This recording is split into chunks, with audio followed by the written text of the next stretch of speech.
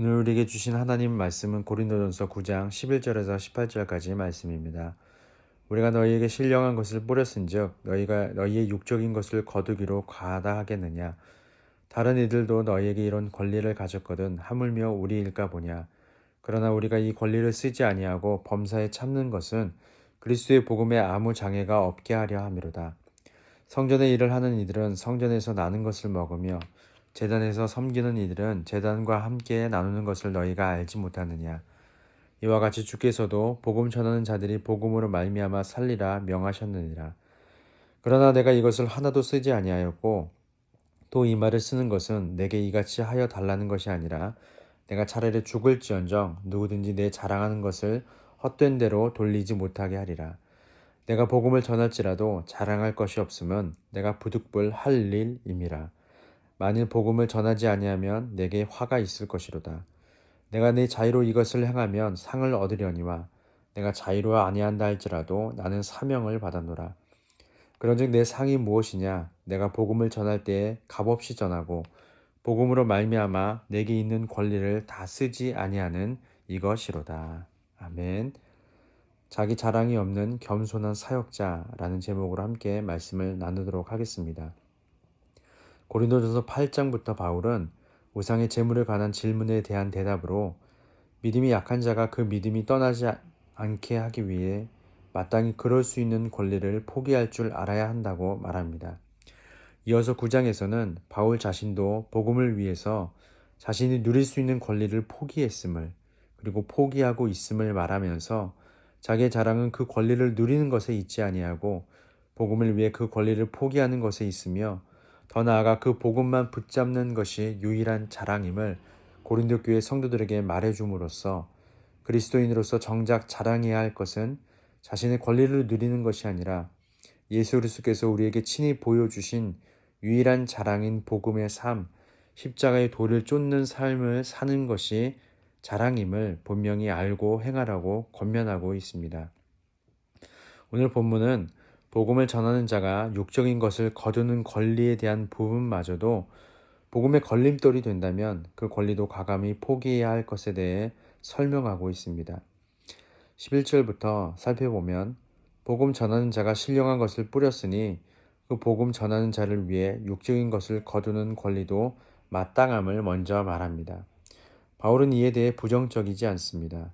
바울도 다른 교회들로부터 후원을 받습니다.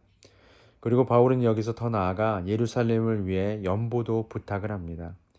이에 바울은 12절 상반절에 이런 권리를 가진 것이 과하지 않다, 나쁘지 않다라고 말합니다. 하지만 12절 하반절에 바울은 이런 권리를 누릴 수 있음에도 불구하고 이 권리를 쓰지 않고 범사에 참는다고 말합니다. 왜냐하면 이 권리로 말미암아 그리스도의 복음에 아무 장애가 없게 하려 함이기 때문이라고 설명합니다.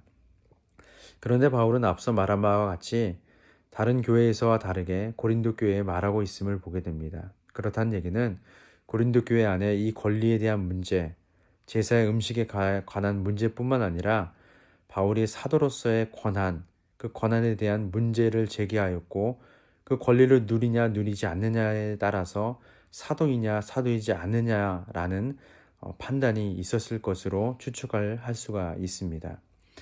어쨌든 바울이 고린도 교회에 말하고자 하는 중요한 메시지는 신령한 것을 뿌린 자가 육적인 것을 거둘 수 있는 권리가 있지만 그것으로 말미암아 성도들에게 복음이 들어가는 것이 막힌다면 그 권리를 누리지 않고 범사에 참겠다는 굳은 의지가 담겨 있다는 것입니다. 그러면서 13절과 14절에 다시 한번 이 권리에 대해서 구약의 율법과 예수님의 말씀을 가지고 설명합니다. 성전의 일을 하는 이들은 성전에서 나는 것을 먹고 제단에서 섬기는 일은 제단과 함께 나누는 것이 마땅하다고 말합니다. 그리고 예수님은 복음 전하는 자들이 복음으로 말미암아 살리라고 하셨다고 말합니다. 그래서 당연히 이 권리는 마땅한 것이고 다만 오로지 복음을 위해 이 권리를 쓰지 않고 참는 것이라는 말을 더욱 강조하고 있음을 볼 수 있습니다. 15절에 바울은 다시 한번 이 권리에 대해서 말하는 것은 고린도 교회에 이같이 해달라고 요청하는 것이 아니라 차라리 죽을지언정 누구든지 자신이 자랑하는 것, 즉 복음을 위해 자신이 누릴 수 있는 모든 것을 다 해로 여기는 것, 이러한 자신의 주인 예수 그리스도께 대한 믿음과 그분의 복음을 위해 목숨까지 버리겠노라고 다짐하는 헌신의 마음을 헛된 대로 돌리지 못하게 하기 위함이라고 설명하고 있습니다. 이어서 16절에 내가 복음을 전하는 것은 이 권리를 누리기 위해 전하는 것이 아니라 그 권리를 누림으로써 또 하나의 자랑으로 삼기 위함이 아니라 내가 마땅히 부득불 할 일이기 때문이라고 고백합니다.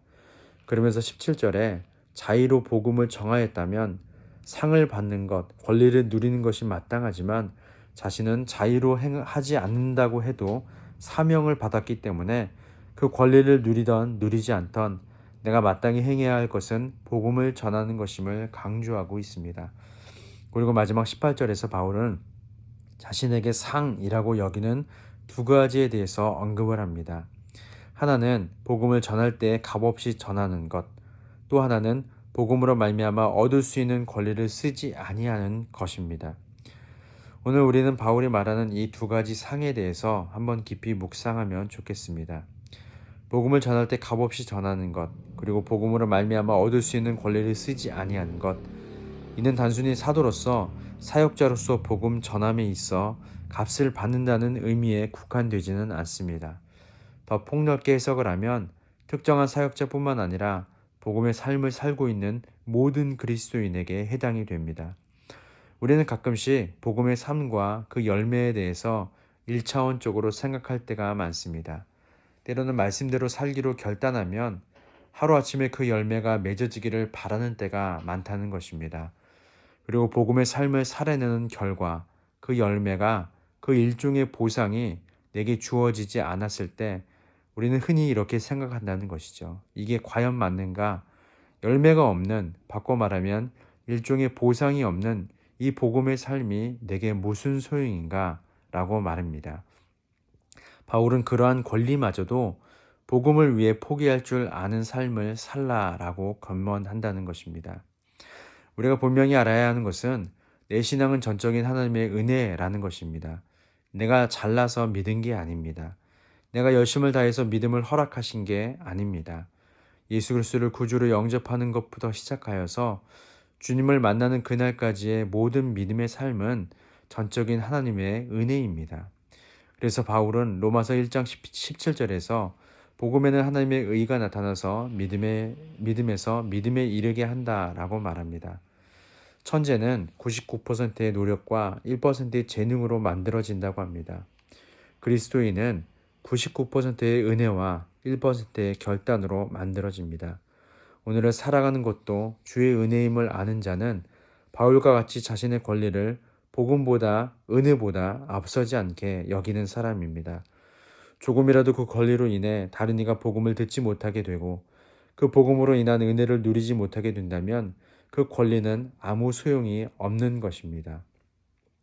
바울의 이러한 마음은 예수 그리스도를 닮은 모습이기 때문에 가능한 것입니다. 그 누구보다 자신의 권리를 포기하신 분이 바로 우리 구주 예수 그리스도이십니다. 바울은 빌립보 교회에 쓴 편지에서 예수님에 대해서 이렇게 말합니다. 그는 근본 하나님의 동체시나 하나님과 동등됨을 취할 권리를 포기하셨다고 말합니다. 위대하고 권위 있는 신의 모습으로 이 땅에 오셔도 되는데 그 권리를 포기하시고 사람의 모양으로 나타나셨다고 말합니다.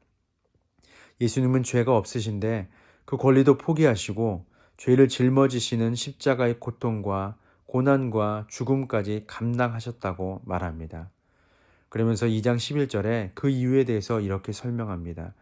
모든 입으로 예수 그리스도를 주라 시인하여 하나님 아버지께 영광을 돌리게 하셨느니라. 아멘. 그리스도인의 삶은 자기 자신만을 위한 삶이 아니라 우리를 구원하신 하나님의 아들을 믿는 믿음 안에서 사는 삶이 되어야 합니다. 나를 통하여 다른 이가 하나님께 영광을 돌리게 하는 것에 내가 오늘 누릴 수 있는 권리가 걸림돌이 된다면 예수님과 같이 바울과 같이 그 권리를 포기하는 것이 우리에게 필요합니다. 그것이 오늘도 복음으로 말미암아 사는 사람의 삶입니다. 그리고 바울이 고린도 교회와 오늘날 우리에게 말하는 세상과 견줄 수 없는 하나님의 지혜로 사는 삶입니다. 그렇게 우리를 부르셨음을 잊지 마시기를 소망합니다. 기도하겠습니다. 주님, 복음 전하는 일은 말로 그치는 것이 아니라 삶으로 이어져야 함을 다시금 깨닫습니다. 복음 전하는 일이 방해받지 않도록 삶을 정돈하고 복음의 능력이 나타나도록 평생 겸손히 살아가게 하옵소서. 복음을 자랑하는 사명에 오늘 하루를 아낌없이 사용하게 하옵소서. 감사드리며 예수님의 이름으로 기도합니다. 아멘.